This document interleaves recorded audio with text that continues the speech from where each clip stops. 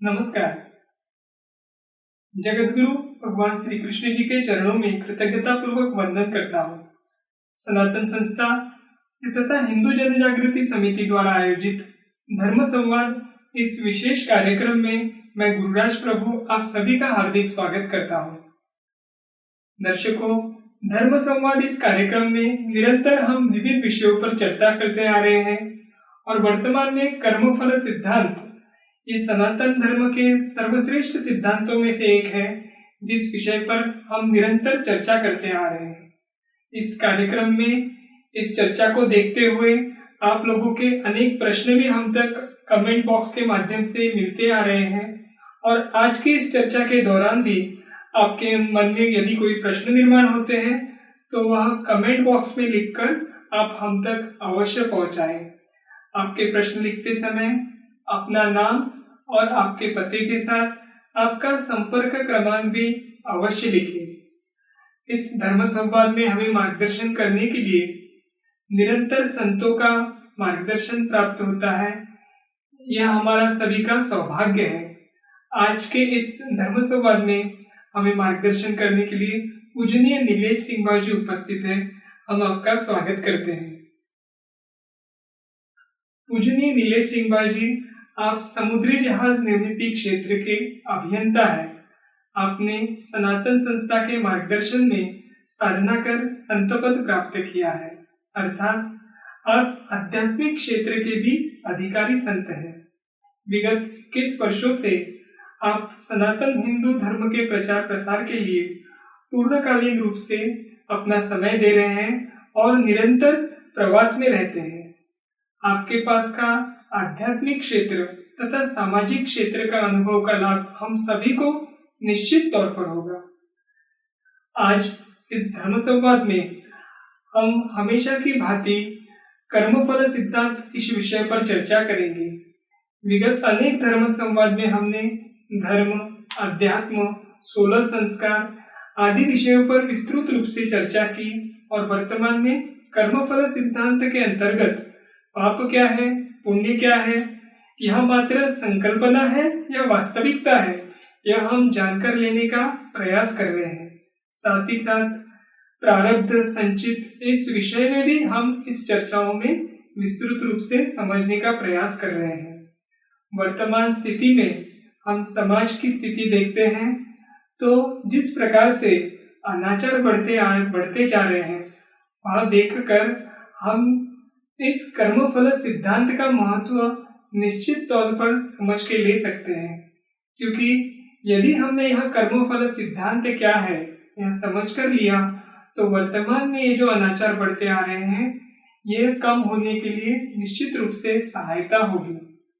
आज का धर्म संवाद हम आरंभ करेंगे और सर्वप्रथम पहला प्रश्न हम पूजनीय नीलेश जी से यह पूछेंगे कि मनुष्य के अतिरिक्त अन्य जो प्राणी होते हैं क्या उनको भी कोई प्रारब्ध होता है क्या? ये हम आपसे जानना चाहते हैं। प्रारब्ध जो है वो सभी पर लागू होता है। मनुष्य के लिए स्वर्ग एवं नरक ये भोग भूमि है और प्राणी तथा वनस्पतियों के लिए केवल पृथ्वी यही भोग भूमि है। भोग भूमि में कर्म करने की स्वतंत्रता नहीं होती।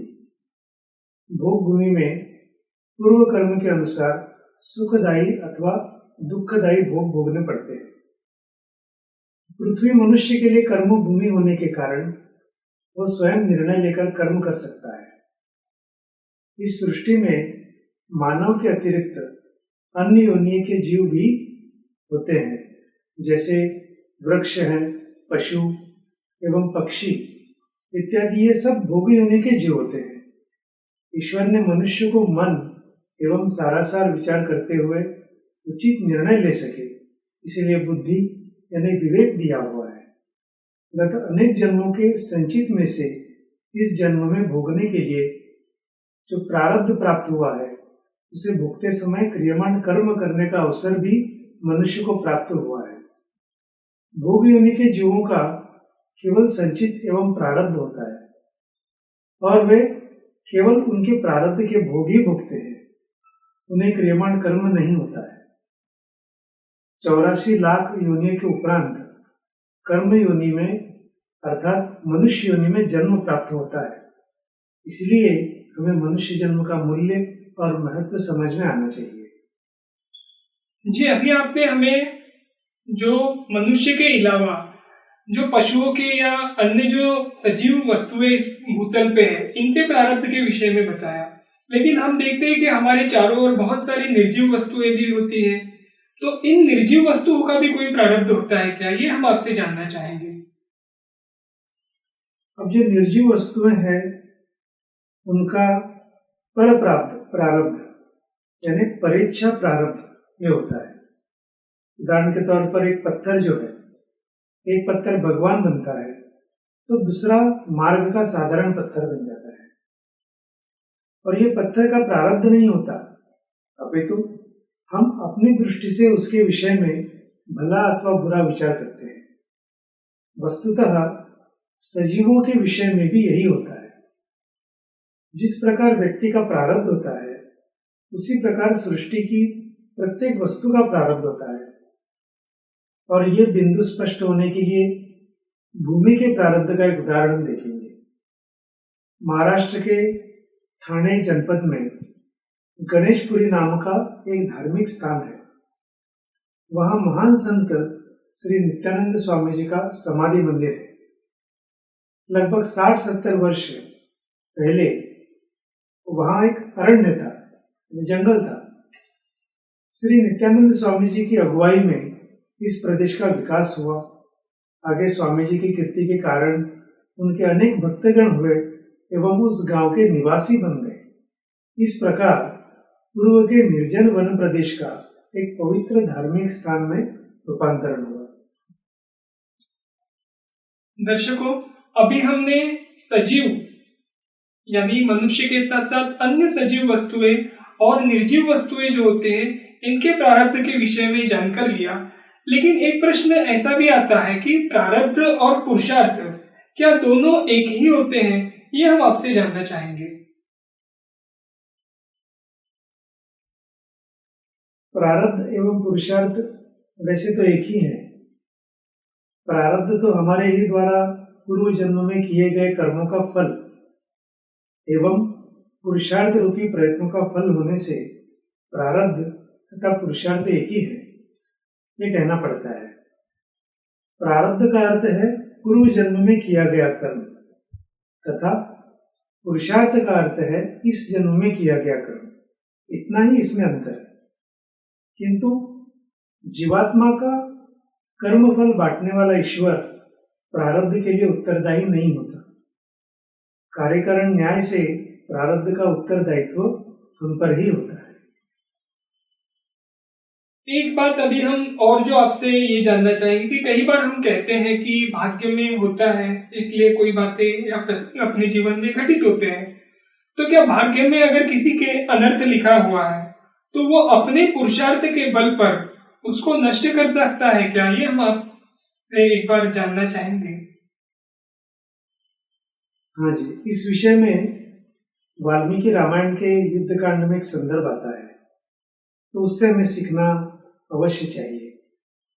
वो कहते हैं, या त्वं वीरहिता नीताचल चित्तेन रक्षसा दैव संपादितो दोषो मानुषेण मया जितः। ये वाल्मीकि रामायण के युद्ध कांड में लिखा गया है। इसका अर्थ यह है कि रावण के वध के उपरांत श्री राम जी सीता जी से कहते हैं कि चंचल चित्त के राक्षस ने यानी रावण ने तुम अकेली थी तब तुम्हारा अपहरण किया। यह अनर्थ भाग्य के कारण हुआ एवं उसको मैंने मानवीय पराक्रम से नष्ट किया। इससे हमें पराक्रम या पुरुषार्थ करने का महत्व ध्यान में आता है। अभी आपने पुरुषार्थ के विषय में हमें बताया, लेकिन प्रारब्ध पर हमें विजय अगर प्राप्त करनी है तो क्या क्रियमाण से ये संभव है क्या? ये भी आप हमें जरा स्पष्ट करिए पहले।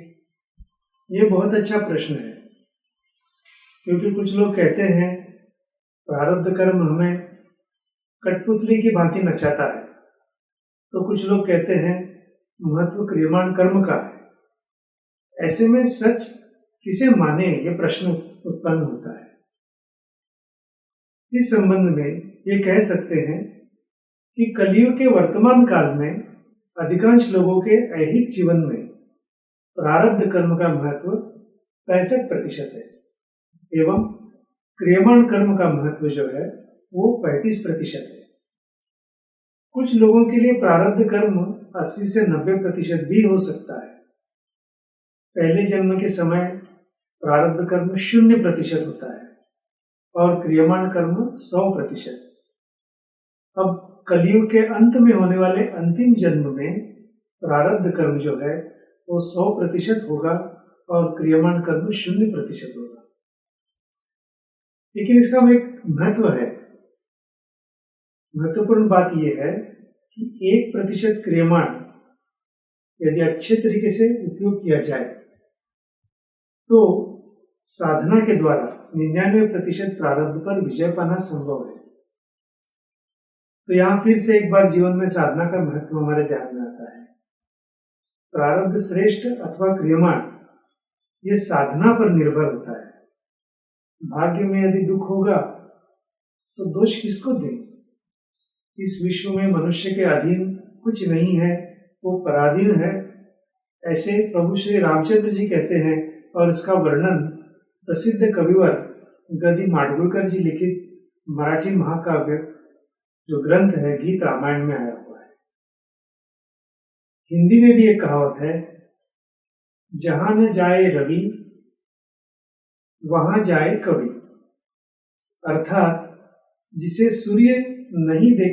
जो सूर्य नहीं देख पाते हैं उसे कवि देख पाते हैं, कवि देख सकता है। इससे किसी को लग सकता है कि रवि से श्रेष्ठ कवि है क्या, किंतु उसका भावार्थ ये नहीं है। भावार्थ ये है कि रवि अंधेरा नहीं देख सकता क्योंकि अंधेरा उसके पास रह ही नहीं सकता है। इसके विपरीत कवि जो है वो अंधेरा देख सकता है एवं अपनी प्रतिभा के प्रकाश से उसको दूर भी कर सकता है। बुद्धि प्रगल्भ होकर प्रतिभा बनती है तथा प्रतिभा प्रगल्भ होकर प्रज्ञा बन जाती है। उस कविता का एक अगला चरण भी है, ये सबसे महत्वपूर्ण है। और ये अगला चरण कहता है कि जो न देखे कवि वो देखे अनुभवी। अर्थात जिसे कवि भी नहीं देख सकता उसे अनुभवी देख सकते हैं, क्योंकि उसकी प्रज्ञा का प्रकाश उसे वो दिखाई देता है, उसे वो देख सकते हैं। पूर्व के नाम धारक यानी नाम जप करने वाले एवं वर्तमान के सदगुरु वामनराव जी पै, इन्होंने जो एक संदेश दिया है, तुझा शिल्पकार, अर्थात आप ही आपके जीवन के शिल्पकार, और इस नाम की पुस्तक में भी उन्होंने लिखा हुआ है। उसमें मनुष्य स्वयं ही स्वयं को विकसित करता है, ऐसा उन्होंने प्रतिपादित किया है। यहाँ सामान्य साधक अर्थात या अथवा जो वैज्ञानिक होते हैं, तो उनकी भाषा में कहना हो तो शोधक या थोड़ा संभ्रमित हो सकता है। कविवर माडगुळकर जी का जो उन्होंने लिखा हुआ है वो सत्य माने कि वामनराव जी का सत्य माने, ऐसे उन्हें लग सकता है। परंतु जिन पर गुरु कृपा हुई हो, ऐसे प्रज्ञावंत भ्रमित कभी होते नहीं है। वे जानते हैं कि कविवर्य माडगुळकर जी का कहना जीव दशा के विषय में है तथा अनुभवी वामनराव जी का कथन आत्मदशा के लिए है। एक का कथन प्रकृति से संबंधित है तो दूसरे का पुरुष से है। तो यहीं पर विवाद समाप्त हो जाता है और संवाद आरंभ हो जाता है। दो शत्रु आपस में लड़ने लगे तो कभी एक जीतता है तो कभी दूसरा जीतता है। उसी प्रकार प्राक्तन यानी भाग्य एवं ऐहिक प्रयास एक दूसरे पर विजय प्राप्त करने के लिए लड़ते रहते हैं और उसमें जो दुर्बल होता है उसे ही मार सहन करना पड़ती है। और पूर्व जन्मों के कर्म फल समाप्त होने तक मनुष्य को अपनी ओर से यथासंभव प्रयत्न करने चाहिए। तो जिस प्रकार से अभी आपने बताया, तो हम ये आपसे जानना चाहेंगे कि जो प्रत्यक्ष में प्रारब्ध होता है और क्रियमाण होता है, इन दोनों में अंतर क्या है, ये आप हम सभी को स्पष्ट करके बताइए। ये अच्छा प्रायोगिक स्तर का प्रश्न है। प्रारब्ध के अनुसार मनुष्य को इच्छा एवं क्रिया की स्वतंत्रता नहीं है, तथापि संबंधित कार्य के लिए हमें जो थोड़ी बहुत सापेक्ष इच्छा स्वातंत्र जो होता है वो प्राप्त होती है। यानी अपेक्षा रखते हुए इच्छा व्यक्त करना ये जो है ये प्राप्त होती है, उसका महत्व अधिक है। उसी की सहायता से हम निम्न स्तर के उच्च स्तर की ओर बढ़ सकते हैं। इसी सापेक्ष इच्छा की स्वतंत्रता के कारण हम कह सकते हैं कि मनुष्य को कर्म करने की स्वतंत्रता है, अर्थात धनवान होने की इच्छा रखने की स्वतंत्रता हमें नहीं है, वो पूर्व कर्म के कारण मन में निर्माण हो चुकी है, परंतु उस इच्छा के अनुरूप उचित अथवा अनुचित मार्ग चुनने की स्वतंत्रता हमारे अंदर अवश्य है। इसलिए श्रीमद् भगवद गीता के अध्याय 6 में भगवान श्री कृष्ण ने कहा है, उद्धरेद आत्मा आत्मानम वसादयेत आत्मैव आत्मनो बंधु आत्मैव रिपुरात्मनः। इसका अर्थ यह है कि हम अपना उद्धार करें, विनाश न करें। हम अपने मित्र तथा शत्रु स्वयं ही हैं। इसका थोड़ा सा विवरण मैं आपको बताता हूं। तुम ही अपने भाग्य के स्वामी हो। यद्यपि मिलने वाले भोगों के विषय में तुम स्वतंत्र नहीं हो, तो भी तुम ही अपने भविष्य के शिल्पकार हो, अर्थात भोग तुम्हें पुराने कर्मों के कारण प्राप्त हुए हैं तथा तुम्हें केवल कर्म स्वातंत्र है। इसका अर्थ है कौन सा कर्म करना है, किस प्रकार उसे करना है, इसका निर्णय तुम ले सकते हो। मोह, लोभ से युक्त इच्छा, घृणा, रुचि अरुचि एवं कर्म के फल इत्यादि का त्याग कर अपनी इच्छा शक्ति एवं मन को शुद्ध करो। केवल वर्तमान तुम्हारे अधीन है तथा इस वर्तमान के कर्मों पर ही तुम्हारा भविष्य निर्भर है। इस कारण स्वयं का अधःपतन न होने देना, जागृत हो, उठो एवं पूर्ण स्वतंत्रता अर्थात मोक्ष प्राप्त होने तक भविष्य को आकार देते रहो। ये भगवान श्री कृष्ण ने इस अध्याय में कहा हुआ। जी, जैसे अभी आपने यह बताया कि वर्तमान कर्म अच्छा करो, यानी क्रियमाण अच्छा करने के संदर्भ में ये बात होगी। तो क्रियमाण कर्म अच्छा करे, यह किस पर निर्भर होता है, ये भी आप हमें स्पष्ट करें। क्रियमाण अच्छे होने के लिए, यानी क्रियमाण कर्म तुम्हारा अच्छा हो, इसके लिए कुछ बातों को ध्यान में रखना चाहिए। सबसे पहले तो मन की प्रगल्भता होनी चाहिए, क्योंकि इच्छा मन में उठती है। इस कारण मन की प्रगल्भता पर हमारी इच्छाएं एवं क्रियाएं निर्भर होती है। दूसरा है हमारी प्रकृति। प्रत्येक व्यक्ति की जो प्रकृति है वो सात्विक, राजसी एवं तामसी 3 प्रकार की हो सकती है, तथा व्यक्ति अपनी त्रिगुणात्मक प्रकृति के अनुसार आचरण करता है।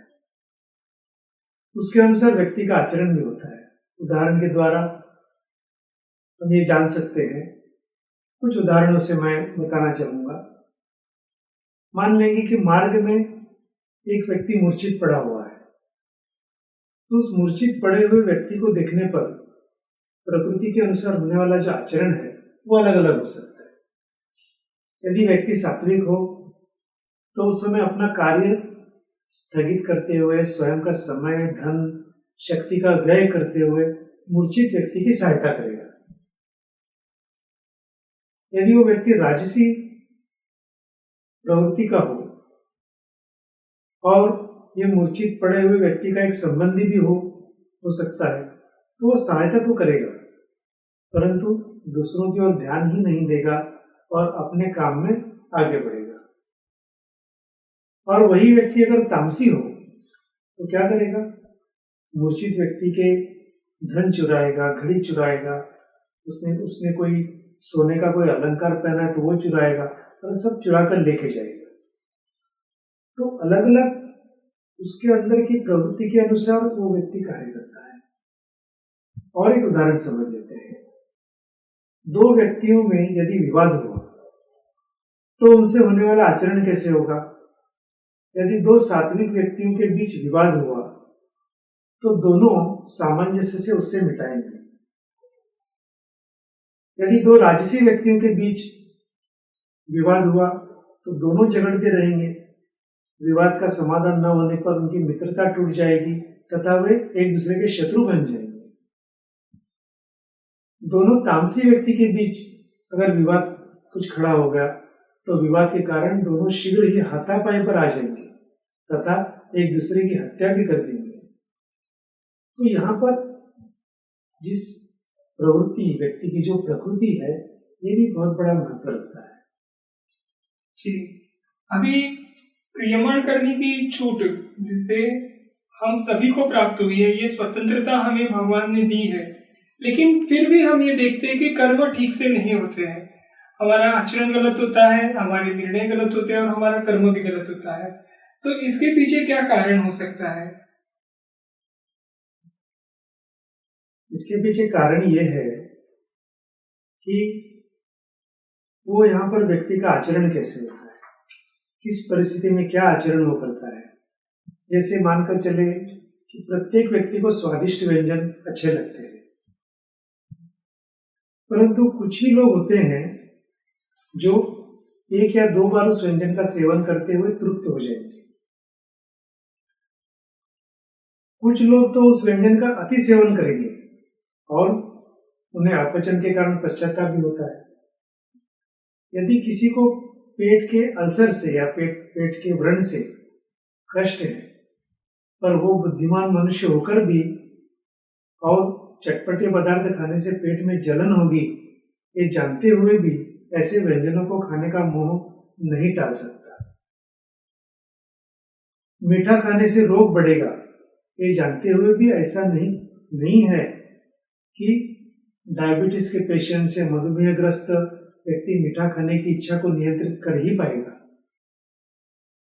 कभी कभी वो अपना नियंत्रण खो देते हैं, मीठा खा लेते हैं और फिर उन्हें अपने मधुमेह का कष्ट उनका बढ़ जाता है। इस कारण प्रत्येक को स्वतंत्र विचार एवं क्रियाओं की छूट होने पर भी वो उसका सही उपयोग करेगा ही, ये निश्चित रूप से नहीं कहा जा सकता है। वासनाओं पर नियंत्रण रखना यह बुद्धि के विकास पर निर्भर है, और इच्छा स्वातंत्र एवं क्रिया स्वातंत्र होने पर भी उचित इच्छा होना एवं उचित क्रिया करना बुद्धि की प्रगल्भता एवं सात्विकता पर निर्भर होता है। अब ऋषि विश्वामित्र जैसे कठोर तपस्वी भी काम वासना पर नियंत्रण नहीं रख सके। मेरे तप का फल नष्ट होकर मेरा आध्यात्मिक अधपतन होगा, ये जानते हुए भी विश्वामित्र स्वर्ग सुंदरी मेनका के मोह में फंस गए। यहाँ हमें ध्यान में रखना ये चाहिए कि व्यक्ति प्रकृति के अधीन होकर नाना प्रकार के कर्म करता है, ये सत्य है, किंतु प्रकृति कितनी भी बलशाली हो, आत्म सामर्थ्य के आगे वो टिक नहीं सकती। प्रकृति का प्रभाव इंद्रियां, मन एवं बुद्धि तक है, किंतु यो बुद्धे है परतस्तु सा, अर्थात बुद्धि के परे, बुद्धि के भी उस पार जो आत्मा है, उस पर प्रकृति का शासन नहीं चलता। इन सबका निष्कर्ष यही है कि व्यक्ति को इच्छा, बुद्धि एवं आत्म स्वतंत्र है। यदि हम इसका उपयोग करें तो प्रारब्ध उस व्यक्ति से नया पाप नहीं करवा सकता है। तो कर्मफल सिद्धांत के अनुसार हर कर्म का फल हम ही को भुगतना है, यह तो हमको ज्ञात हुआ, लेकिन इस जन्म में जो हम कर्म कर रहे हैं उसका फल हमें इसी जन्म में भुगतना है या अगले जन्म में भुगतना है, तो यह कैसे निर्धारित होता है, ये हम जानना चाहते हैं। सामान्यतः क्रियमाण कर्म का फल जो है उस संचित कर्म से जुड़ जाता है, परंतु एक श्लोक है, अत्युत्कटया पाप पुण्या सदैव फल मश्नुते, अर्थात महापाप अथवा महापुण्य का फल इसी अथवा अगले जन्म में प्राप्त होता है। उदाहरण के तौर पर किसी की हत्या अगर की गई तो संभवतः इसी जन्म में उसे मृत्युदंड अथवा आजीवन कारावास का दंड हो सकता है। क्रियमाण कर्म के कुछ परिणाम तात्कालिक होते ही हैं एवं उनका पुण्य फल अथवा प्रायश्चित त्वरित प्राप्त होता है। उदाहरण के तौर पर मार्ग पर ध्यानपूर्वक न चलने से किसी का पैर अंगारे पर पड़ जाए तो पैर जलने से उसे तत्काल वेदना भोगनी पड़ेगी, अर्थात वो क्रियमाण भोगने से समाप्त होगा। उसी व्यक्ति ने किसी का अलंकार चुराया हो तो उस क्रियमाण के दो विकल्प संभव है। चोरी का आरोप सिद्ध हुआ तो व्यक्ति को तुरंत प्रायश्चित प्राप्त होगा और वो क्रियमाण भोगने पर समाप्त हो जाएगा। परंतु चोरी सिद्ध नहीं हुई तो वह चोरी का कर्म है, वो चोरी करने वाले के संचित में जुड़कर भविष्य में प्रारब्ध के अनुसार उसे उसका फल भोगना ही पड़ेगा।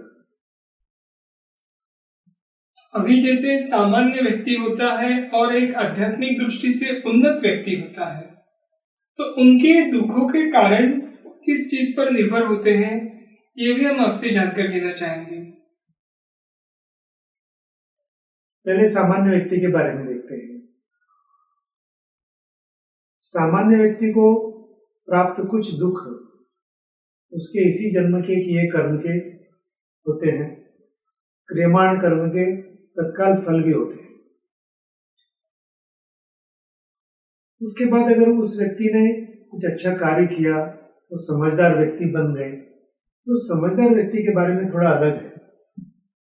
जैसे जैसे व्यक्ति समझदार बनता है वैसे वैसे उससे होने वाली त्रुटियों की मात्रा कम हो जाती है एवं उचित क्रियाएं अधिक होने लगती है। इस कारण ऐसे व्यक्ति के अधिकांश दुख उसके प्रारब्ध के कारण होते हैं, अर्थात वे पूर्व जन्मों के कर्मों के फल होते हैं। अब हम उन्नत पुरुषों के बारे में देखते हैं। उनके बारे में तो और भी अलग है।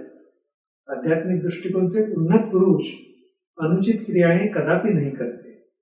इस कारण उन्हें होने वाले दुख पूर्णतः प्रारब्ध के अनुसार ही होते हैं।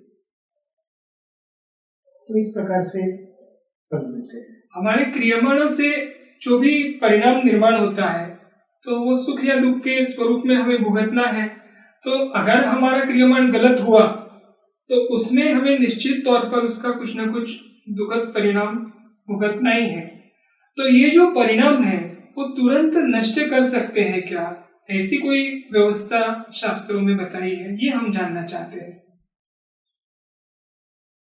प्रत्येक कर्म के निश्चित परिणाम होते हैं एवं विशिष्ट प्रतिक्रियात्मक कर्म से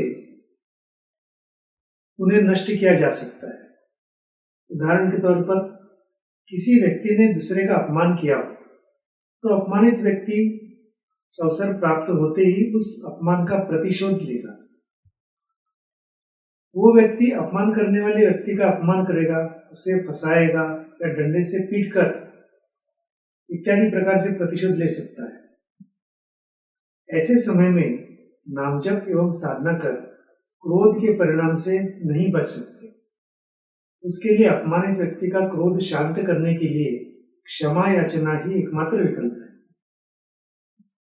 क्रियमाण कर्मों से अपने कर्म, उसके कारण एवं परिणाम हम जानते हैं। इस कारण उचित प्रतिक्रियात्मक कर्म करने से क्रियमाण कर्म के परिणाम अल्प मात्रा में भोगने पड़ते हैं अथवा भोगने नहीं पड़ते। इस कारण योग्य समय पर क्षमा याचना करना, इसका बहुत महत्व है। जी, आपने जो बताया उससे तो स्पष्ट हुआ कि गलत क्रियमाण करने पर अगर हम विचार पूर्वक उसको नष्ट करने की दृष्टि से क्या कृति कर सकते हैं, इसका चिंतन करें तो निश्चित तौर पे इस पे परिणाम हो सकता है। अभी यही जो क्रियमाण है उससे बचने की दृष्टि से या उनके परिणामों के जो हम पर होते हैं जीवन में, वो बचने की दृष्टि से क्या भक्ति का लाभ हो सकता है क्या? क्या भक्ति का प्रभाव हमारे क्रियमाण कर्मों पर के परिणामों पर होता है क्या? ये भी आप हमें थोड़ा स्पष्ट करें। ये अच्छा प्रश्न है। आप सभी ने गजेंद्र मोक्ष की कहानी सुनी होगी, वो घटना सुनी होगी। एक बार एक गज में हाथी पानी पीने के लिए नदी पर गया। उस समय वहां भक्ष्य की खोज में घड़ियाल था, मगरमच्छ था। उसने गजेंद्र का पैर पकड़ लिया। गजेंद्र ने बहुत प्रयास किए, उसने अपनी पूरी शक्ति लगाई, किंतु सब कुछ व्यर्थ चला गया। अंत में अपना बल पर्याप्त नहीं है ये देखकर जिसने बल प्रदान किया है उन श्री विष्णु को उन्होंने पुकारा, और भगवान श्री विष्णु उनकी पुकार सुनते हुए दौड़े चले आए एवं उन्होंने गजेंद्र को संकट से छुड़ाया। इस प्रसंग को गजेंद्र मोक्ष के नाम से जाना जाता है। और एक प्रसंग में बताता हूँ। धर्मराज ने, यानी धर्मराज युधिष्ठिर थे, उन्होंने कौरवों से युद्ध में यानी जुए में हस्तिनापुर का पूरा राज्य गंवा दिया। अंत में उन्होंने पांडव पत्नी द्रौपदी को भी दांव पर लगा दिया। पांडवों के हार जाने पर सभी पूरी सभा में द्रौपदी का वस्त्रहरण करने के लिए दुशासन आगे आ गया। द्रौपदी ने अपने शील की रक्षा के लिए अपने पति युधिष्ठिर, भीम, अर्जुन, नकुल, सहदेव सबसे विनती की, किंतु उसे निराश होना पड़ा। तब उसने भीष्माचार्य और द्रोणाचार्य जी से भी विनती की, किंतु वो भी व्यर्थ हुआ। अंत में उसने भगवान श्री कृष्ण को आर्त भाव से पुकारा और भगवान श्री कृष्ण ने तत्काल उसके शील की, लज्जा की रक्षा की। तो यहाँ भक्ति का महत्व हमारे ध्यान में आता है। जैसे क्रियमाण के परिणामों को नष्ट करने के लिए भक्ति सहायक होती है, तब पूजनीय नीलेश जी से हम ये जानना चाहेंगे कि क्या गुरु कृपा यह भी क्रियमाण कर्मों को नष्ट करने की दृष्टि से महत्वपूर्ण है क्या? या गुरु कृपा का अपने प्रारब्ध और क्रियमाण की दृष्टि से क्या महत्व है? ये भी आप हमें स्पष्ट करें। एक बहुत अच्छा प्रश्न है। जैसे हम भूमि जोतते हैं, तो भूमि जोतना, उर्वरक देना, बीज बोना, उसको पानी देना, ये हमारे हाथ में है। बोए गए बीजों को अंकुरित होना, वो बढ़ना, पुष्प फल आना, ये ईश्वर की कृपा पर निर्भर है। ये ईश्वरीय योजना होती है। उस प्रकार संत संगति में जाना, गुरु मार्ग का अनुसरण करना, गुरुमुख से सत्य शास्त्र सुनकर उसका मनन करना, गुरु के प्रति श्रद्धा एवं भक्ति बढ़ाना, ये सब हमारा क्रियमाण कर्म है। परंतु गुरुदेव द्वारा हमारे हृदय में बोए हुए मंत्र बीज को प्रेम रूपी पल्लव आना, निरीक्षता रूप फूल एवं आत्मानुभव रूप फल आना, यह पूर्णतः गुरु कृपा के ऊपर निर्भर है। दर्शकों, भक्ति और गुरु कृपा का महत्व क्रियमाण कर्मों का प्रारब्ध नष्ट करने की दृष्टि से हमने समझ कर लिया, लेकिन हम पूजनीय नीलेश जी से और भी ये जानना चाहेंगे कि क्रियमाण कर्म का परिणाम नष्ट करने की दृष्टि से और भी कुछ पर्याय अपने शास्त्रों में दिए हैं क्या? इसमें प्रत्येक कर्म का फल होता ही है। फल की अपेक्षा से रहित यानी निरपेक्ष एवं कर्तापन के भाव से रहित यानी कर्तापन से भी निरपेक्ष कर्म किए जाएं तो ही कर्म का फल प्राप्त नहीं होता एवं कर्म बंधन लागू नहीं होते। क्रियमाण कर्म भी इसी प्रकार से करने आवश्यक है। महाभारत के शांति पर्व के अध्याय 298 में लिखा हुआ है, व्यवसायं समाश्रित्य सहायान्योऽधिगच्छति न तस्य कश्चिदारंभः कदाचिदवसीदति। इसका अर्थ है, जो अपना प्रमुख आधार अपने प्रयत्नों को बनाकर अन्य से सहायता लेता है, उसका कोई भी प्रयत्न कदापि विफल नहीं होता। इससे यही संदेश हमें मिलता है कि कर्म फल टालना चाहिए। योग मार्गों के अनुसार भी क्रियमाण कर्म करते समय कुछ आवश्यक सावधानियां दृष्टिकोण के स्वरूप भी हम ध्यान में रख सकते हैं। जैसे मानकर चलेंगे कोई कर्मकांड के अनुसार साधना कर रहे हैं, तो कर्मकांड में त्रुटि होने पर उसके लिए कर्मकांड में निर्धारित प्रायश्चित करें। कोई ज्ञान योग से साधना कर रहे हैं, तो कर्मेंद्रिय, ज्ञानेंद्रिय एवं मन अपने कर्म करते रहते हैं, उनकी ओर साक्षी भाव से देखिए। भक्ति योग में किसी भी कर्म के लिए हम निमित्त मात्र हैं एवं भगवान ही हमसे सब करवा रहे हैं, इस प्रकार का भाव रखें। संक्षेप में, जिस क्षण कर्तापन नहीं रहता उसी क्षण क्रियमाण कर्म समाप्त होता है। कर्तापन समाप्त होने पर प्रारब्ध भोग की घटनाएं हो तो भी वे भोग प्रतीत नहीं होते। संक्षेप में, कर्म के बंधन में न फंसते हुए जन्म मृत्यु के बंधन से सदा के लिए मुक्त होने के लिए क्रियमाण कर्म करना अनिवार्य होता है। यह अब तक के विवेचन से स्पष्ट हो गया है। इसके लिए हमारे क्रियमाण कर्म इस प्रकार से हों कि उनसे हमारे संचित कर्म नष्ट हो तथा प्रारब्ध सहनीय हो अथवा टल सके। साधना से ही यह संभव है, इसलिए इसके लिए साधना के प्रयास आवश्यक है। हम सभी साधना के द्वारा जन्म मृत्यु के चक्र से मुक्त होने का प्रयास करते हुए मनुष्य जन्म सार्थक कर सकते हैं। आज हमारा पाप पुण्य के कर्म, प्रारब्ध तथा कर्म फल सिद्धांत से संबंधित विषय पूर्ण होता है। कल हम इस विषय में दर्शकों के द्वारा जो प्रश्न प्राप्त हुए हैं उनकी शंकाओं का समाधान करेंगे। इस कारण इस विषय में किसी को कोई भी शंका हो तो अवश्य कमेंट बॉक्स में भेजिए और यह ऑनलाइन सत्संग नियमित रूप से प्राप्त करने के लिए हमारे YouTube चैनल को सब्सक्राइब करें। इसके लिए www.youtube.com/hindujagriti यहाँ जाकर वहां पर वीडियो के नीचे सब्सक्राइब पर तथा घंटी के नीचे क्लिक करें तो आप उसके सब्सक्राइबर बन जाएंगे और नित्य रूप से आपको इस YouTube पर जो हमारे कार्यक्रम चलते हैं, ऑनलाइन कार्यक्रम होते हैं, वो देखने को मिलेंगे।